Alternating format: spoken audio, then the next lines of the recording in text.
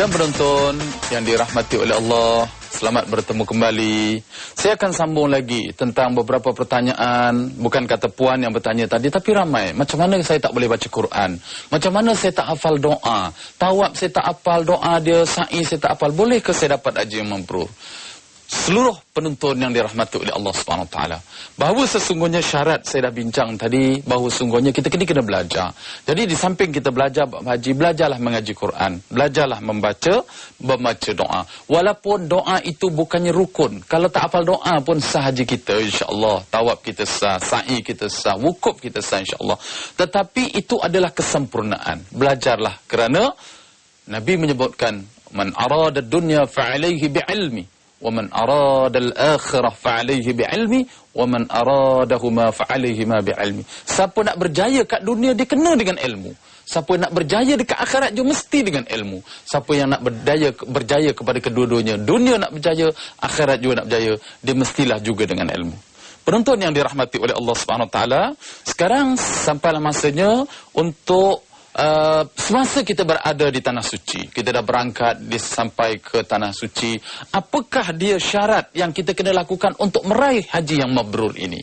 Betulah tuan-tuan, puan-puan, para penonton, terutama bakal-bakal haji yang akan berangkat ni, sekiranya ya, kita ada panggilan di talian, silakan. Assalamualaikum Ustaz. Waalaikumsalam warahmatullahi. Puan? Saya ada Hajar Ramlah daripada Nilai Impian. Sila puan. Ya. Saya ingin bertanya, ada kawan, dia ibunya tak sempat mengerjakan haji. Saya. Kemudian dia dah upah pada seorang lelaki untuk mengerjakan haji. Saya. Jadi dia tak pasti sama ada hajinya tu dia terima atau tidak. Sebab sama ada pada wanita atau pada lelaki untuk mengerjakan haji ibunya. Oh ya. Baik, itu saja tuan. Terima kasih. Baik. Okay. Upah melakukan ibadat haji ini, dia ada syarat. Tuan, sedang penonton yang dirahmati oleh Allah, carilah orang yang mahir dalam haji, orang yang amanah, orang yang ikhlas. Dia tak kira lelaki perempuan boleh berlaku. Dan jangan sekali-kali kita ni terpengaruh dengan tawaran. Sekarang ni saya minta maaf banyak, tawaran ramai. Tawaran daripada beberapa syarikat mengendalikan ni dia tawarkan, dan jangan terpengaruh dengan tawaran-tawaran yang harga dengan murah. Sebab apa? Kadang-kadang kita tak tahu siapa yang mengerjakan. Cari orang yang benar-benar ikhlas, orang-orang berkemampuan untuk menunaikan haji ini dengan baik. Sebab tugas melaksanakan ibadat haji ini berat tuan-tuan. Apatah lagi kita nak wakilkan ini, kita akan berikan kepada Allah Yarham, Allah Yarhamah yang telah meninggal dunia, yang mereka sudah tidak ada lagi. Apa kata kalau dia menerima amalan haji yang kita kirim itu dalam keadaan tidak sempurna? Macam ni dia bagi kat saya, kalau dia hidup dia boleh berkata-kata, tapi dia sudah tidak ada lagi, macam mana dia? Sebab itulah cari yang amanah, cari orang yang menguasai manasik haji ini, supaya haji itu ada jaminan untuk diterima dan disampaikan pahalanya kepada Allah Yarham, Allah Yarhamah. Baik, saya akan kembali tuan-tuan, semasa kita berada di Mekah, semasa kita melaksanakan ibadat haji, apakah dia perkara-perkara yang boleh menjamin untuk kita mendapat haji yang mabrur? Yang pertama ialah kita kena menyempurnakan segala rukun dan wajib haji serta sunat-sunatnya. Segala rukun-rukun haji kena sempurnakan. Segala wajib-wajib haji kena sempurnakan. Sunatnya, ada orang kata alah sunat tak apa, tak buat pun tak apa, hajinya sah. Ya, betul. Ya, kita ada panggilan, saya bagi laluan pada panggilan, silakan. Assalamualaikum Ustaz. Waalaikumsalam warahmatullahi. Saya nak tanya, sekiranya kita sampai puan? di... Boleh saya tahu? Saya Nur Sadah daripada Ceras. Baik puan. Saya nak tanya, kalau kita sampai di Masjidil Haram, mana yang lebih afdal? Buat tawaf sunat ataupun kita sembahyang tahiyatul masjid? Terima kasih puan. Terima kasih. Baik. Minta maaf, sebenarnya dalam manasik haji ni, Masjidil Haram ni tak ada solat tahiyatul masjid. Tidak ada tuan. Dia berbeza dengan masjid-masjid yang lain. Jadi kalaulah kita masuk ke dalam Masjidil Haram, peluang ada lagi untuk kita tawaf, kita tawaf sunat sebanyak 7 pusingan sempurna. Kalau masih ada peluang. Kalau tidak ada peluang, kita dah sesak sangat, satu kaul mengatakan kita bertasbih sebanyak 3 kali. Subhanallah wa bihamdihi, subhanallahil azim. 3 kali kita bertasbih mengganti untuk sunat menghormati masjid ini. Wallahu alam. Baik, saya akan sambung lagi. Jadi yang sunat ni, tuan-tuan para penonton yang dirahmati oleh Allah, kita kena selesaikan. Benda-benda yang sunat, tawaf sunat, kita banyak beribadat di Masjidil Haram, baik mengaji Al-Quran, baik berzikir, baik tolong orang, baik kita berselawat dan sebagainya, kena lakukan sebab amalan-amalan sunat ni, sidang penonton yang dirahmati oleh Allah, akan menjadikan kita ini orang-orang yang hampir dengan Allah, orang yang disayangi oleh Allah.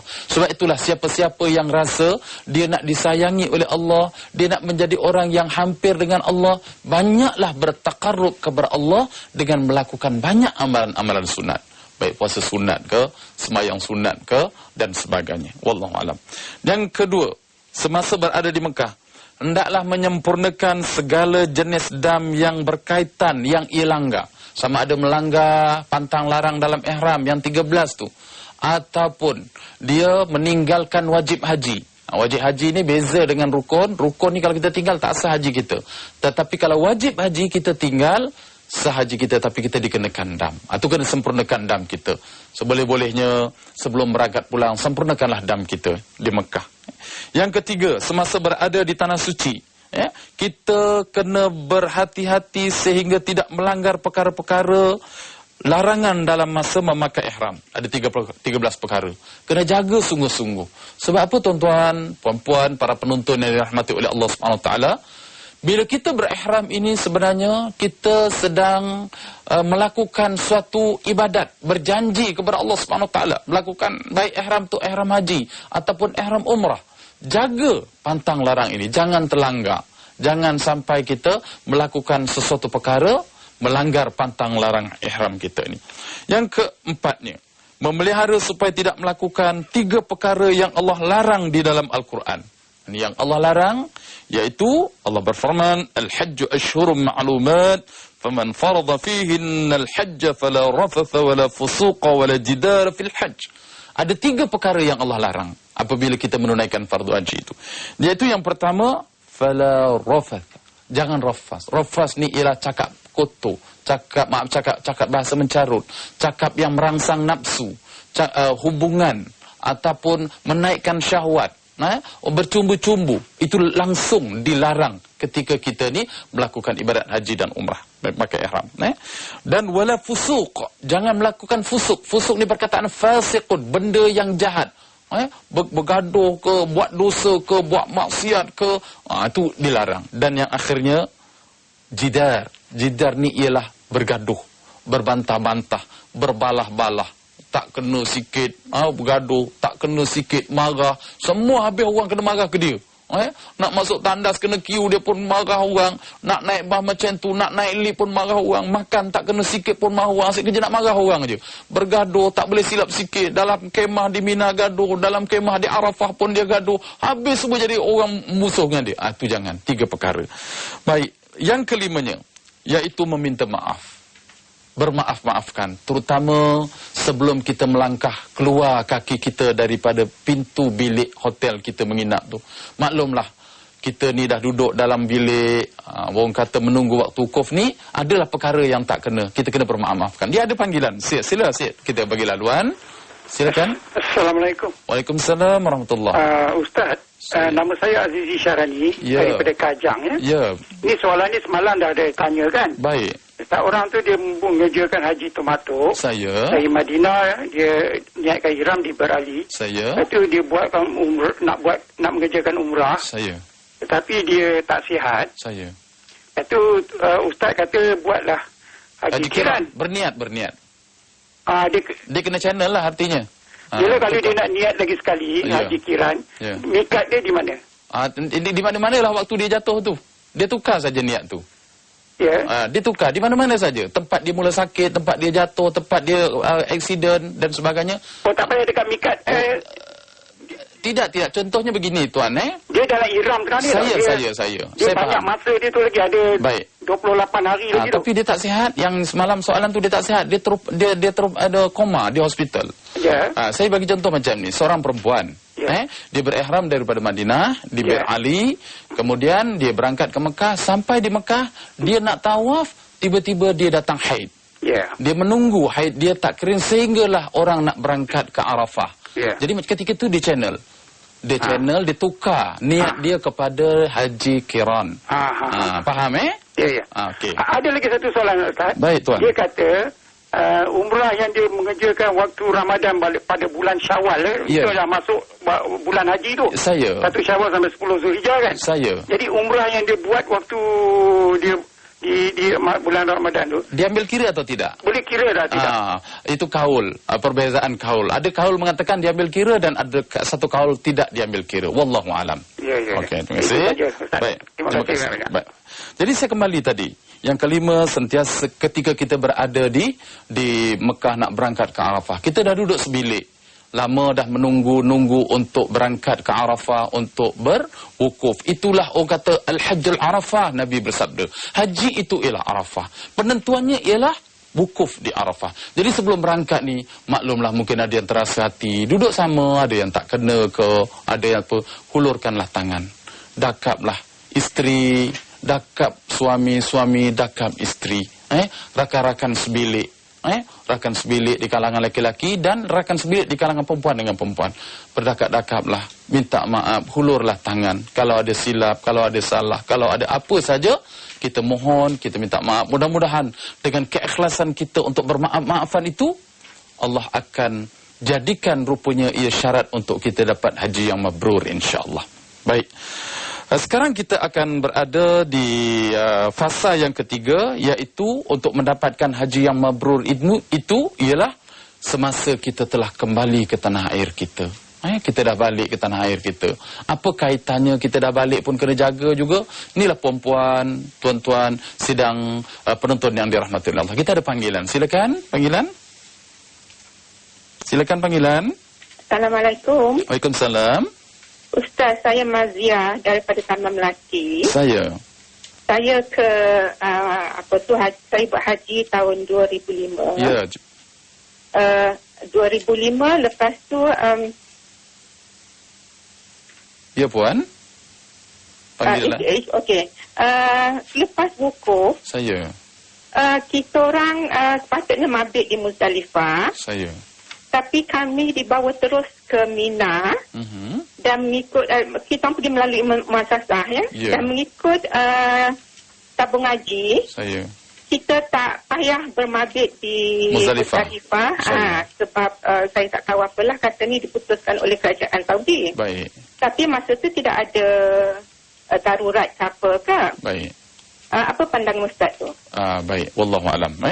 Baik, soalan ni ialah dia tidak mabit di Muzdalifah. Mabit ni ialah wajib haji. Siapa-siapa yang meninggalkan mabit di Muzdalifah, dia kena dam.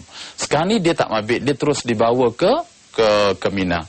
Di antara syarat tuan-tuan, puan-puan, para penonton yang dirahmati oleh Allah SWT, mabit di Muzdalifah ini sekiranya kita berada dalam bas, kita dibawa keluar daripada bumi Arafah, biasanya selepas waktu Isya ataupun lepas waktu Maghrib, kita dibawa bas menuju ke Mina.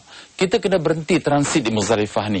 Tapi puan dikata dia tak berhenti kat Muzdalifah, tak tahu Muzdalifah ni, tak tahu kat mana. Alih-alih dia berada di bumi Mina, dia tidak dikenakan dam. Memadailah sepanjang mungkin waktu tempoh zahmah jam tu, dia telah lalu juga di bumi Muzdalifah dan dia telah sampai di bumi Mina. Wallahu alam. Baik, saya akan sambung teruskan selepas kita balik daripada menunaikan haji, dah berada di tanah air, dah kembali ke pangkuan keluarga. Apakah kita masih perlu lagi menjaga? Jawapannya ialah iya. Supaya haji kita ini dapat jaminan haji yang mabrur, haji yang kita bincang tadi mendapat jaminan syurga, diampunkan dosa kita, diberikan pahala oleh Allah Subhanahu Wa Taala. Iaitu yang pertama, menjauhkan diri daripada segala bentuk dosa dan maksiat. Sebab itulah tuan-tuan dan perempuan kena jaga. Yang payah ialah ketika kita pulang ke tanah air. Jaga status kita ini. Tuan-tuan, para penonton yang dirahmati oleh Allah, kita akan berhenti sebentar. Sidang penonton dan dirahmati oleh Allah, selamat bertemu kembali slot yang terakhir ini. Jadi selepas kita kembali daripada tanah suci, kembali ke pangkuan keluarga, kembali ke kampung halaman, kembali ke rumah kita, kita kena kekalkan status kita ni. Jadi oleh kerana itu, kita kena jauhkan diri kita daripada segala bentuk dosa dan mungkar. Yang keji kita kena jauhkan. Kita tahu bahawa sungguhnya kita telah berempas pulas, kita telah bersusah payah, membanting tulang sepanjang di Mekah, Madinah untuk mendapatkan haji yang mabrur. Sebab itu bila kita dah bersih, seperti kain yang telah kita basuh, kain yang telah kita cuci, kain yang telah kita kelorok, kita sudah sidai bersihkan ini, kita kena jaga. Peringkat menjaga inilah peringkat yang sukar sidang penonton yang dirahmati oleh Allah. Terutama bakal-bakal haji. Menjaga yang putih ni yang payah.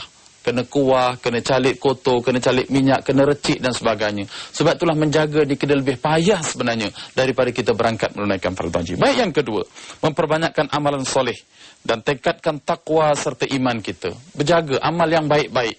Kalau kita di Mekah dulu banyak sembahyang berjamaah berulang alik ke masjid. Di tempat kita dah balik, amalkan sembahyang jemaah, kekalkan, usahakan supaya kita dapat solat berjamaah macam kita buat di Mekah. Kalau di Mekah kita rajin membaca Quran, bertadarus, banyak berzikir, banyak berselawat, kita kekalkan sekembalinya kita ke tanah akhir. Baik, yang ketiga, memperbaiki diri ke arah meningkatkan akhlak dan kelakuan yang baik secara berterusan. Akhlak kita kena jaga, penampilan kita. Sebab itulah tuan-tuan, puan-puan, para penonton yang dirahmati oleh Allah, salah satu daripada indikator ataupun kita kata angka unjuk ataupun kita sebut orang kata penampilan orang yang diterima hajinya ini, mendapat haji yang mabrur, bila ia kembali ke tanah air, dirinya berubah. Yang buruk jadi baik, yang pemarah jadi pelembut, penyabar, penyayang, pengasih. Ini semua ciri-ciri haji yang mabrur. Berubah, totally change orang kata. Ini ciri-ciri dia mendapat haji yang mabrur. Yang keempat, selepas kita kembali ke tanah air, ialah menjaga maruah dan kehormatan diri, kemuliaan diri. Jaga kehormatan kita, maruah kita, kehormatan. Ada 3 perkara untuk kita dapat menjaga maruah dan kehormatan diri. Yang pertama sekali, banyak beramal dengan amalan yang baik-baik, amalan soleh. Itu boleh jaga maruah harga diri kita. Yang ketiga, jangan terlibat dengan apa bentuk dosa dan maksiat.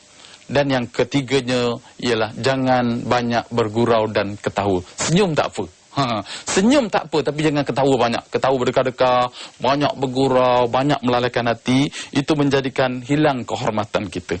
Baik, akhirnya yang kelima pada pagi ini, nak dapat haji yang mabrur setelah kita kembali ialah mesti ada perasaan al-khawf wal-raja.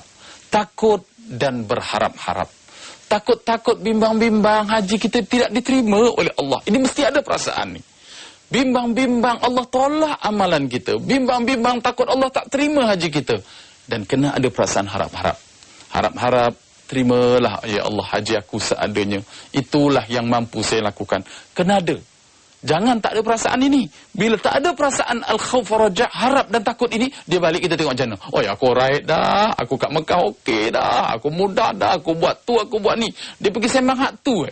Tapi yang lain dia tak fikir. Macam mana Allah terima atau tidak, macam mana amalan dia, macam mana ibadat dia yang lain. Okey, sebagai akhirnya lah tuan-tuan para penonton yang dirahmati oleh Allah, saya nak bawa satu kisah.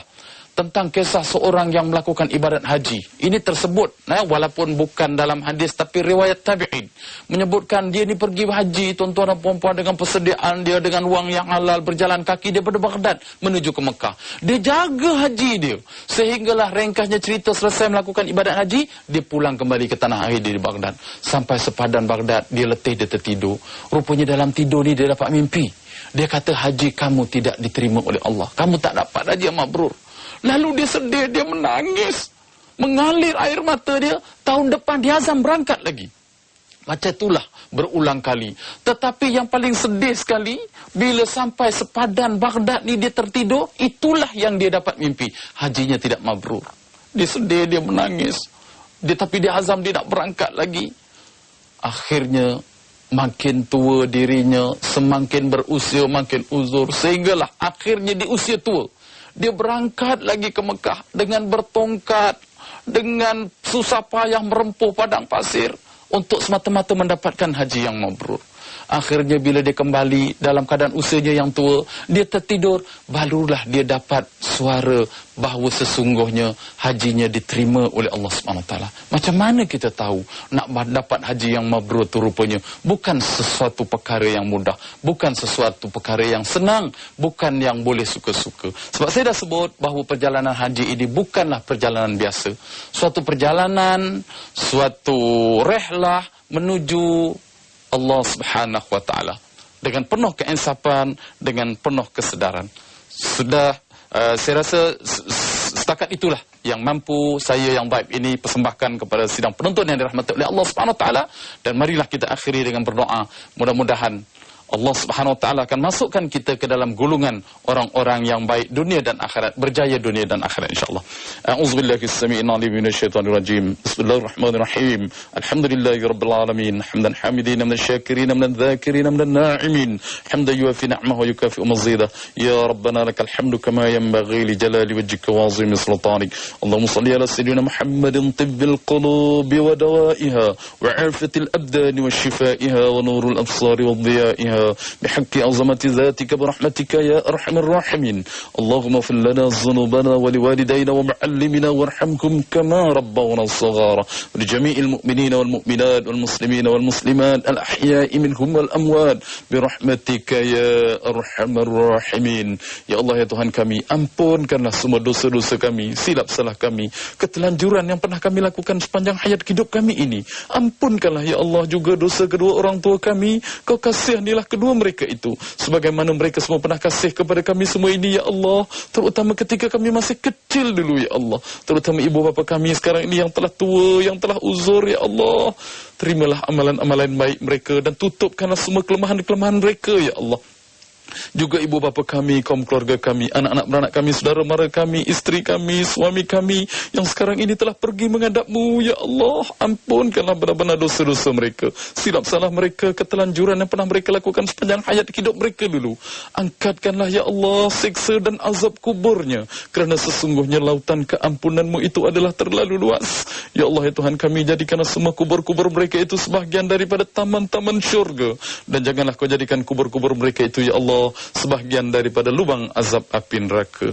Ya Allah ya Tuhan kami, jadikanlah semua anak laki-laki dan zuriat laki-laki kami, anak laki-laki dan zuriat laki-laki yang soleh, dan jadikanlah semua anak perempuan dan zuriat perempuan kami ya Allah, anak perempuan dan zuriat perempuan yang soleh, yang bakal berbakti kepada kami semua ya Allah ketika kami telah tua dan uzur nanti, ketika kami perlukan penjagaan dan kasih sayang, dan yang bakal mendoakan kami semua ya Allah ketika kami telah pergi menghadap-Mu nanti. Ya Allah ya Tuhan kami, andainya ada di antara kami ini yang sedang sakit, isteri kami, suami kami, anak-anak kami, ayah ibu kami, keluarga dan sahabat andai kami, sembuhkanlah semua sakit-sakit kami ya Allah. Temukanlah kepada kami ubat dan rawatan yang terbaik supaya kami dapat sembuh seperti biasa ya Allah. Andainya ada di antara kami ini yang sedang berdoa, bermohon, bermunajat kepada-Mu, kabulkanlah hajat doa dan permohonan kami ya Allah. Andainya ada di antara kami ini yang sedang bermasalah, bantulah kami, tolonglah kami, selesaikanlah semua masalah-masalah yang kami hadapi dengan baik. Kami tidak lupa berdoa pagi ini ya Allah untuk saudara mara kami yang sekarang ini ditimpa bencana alam, ataupun mereka sedang diperangi, dibunuh, diancam, diugut, dikepung, sama ada mereka berada di Padang, mereka berada di Palestin, di Gaza, di Afghanistan, atau di mana-mana saja tempat di atas muka bumi ini ya Allah. Tolonglah mereka ya Allah, selamatkan mereka ya Allah, bantulah mereka ya Allah. Dan kami tidak lupa ya Allah berdoa untuk saudara mara kami yang sekarang ini sedang berangkat untuk menunaikan fardu haji ya Allah. Mereka menjadi tetamu-Mu ya Allah, terimalah mereka semua ya Allah, berilah mereka bantuan, pertolongan, kesabaran kepada mereka semua ya Allah. Selamatkanlah perjalanan mereka, perjalanan pergi dan perjalanan balik ya Allah, dan akhirnya mendapat haji yang mabrur ketika dia kembali kepada kami semua ya Allah. Kami juga akhirnya mohon kepada-Mu, jadikanlah pertemuan kami ya Allah pagi ini suatu pertemuan yang mendapat rahmat dan keberkatan daripada-Mu, dan jadikan akhirnya perpisahan kami ya Allah suatu perpisahan yang mendapat maghfirah dan keampunan daripada-Mu. Rabbana atina fid dunya hasanah wa fil akhirati hasanatan wa qina adzabannar. Wa sallallahu ala sayyidina Muhammad wa ala alihi wa sahbihi wasallam. Alhamdulillahirabbil alamin. Para penonton yang dirahmati oleh Allah Subhanahu wa taala, saya ucap terima kasih banyak kepada seluruh penerbit, seluruh kru yang bertugas, dan kepada tuan-tuan dan puan-puan. Saya doakan mudah-mudahan kita menjadi orang-orang yang baik di sisi Allah dunia dan akhirat. Wa alhiqni bis salihin. Aqulu qouli hadza wa astaghfirullah li wa lakum wa lisairil muslimin wal muslimat innahu huwal ghafurur rahim. Assalamualaikum warahmatullahi wabarakatuh.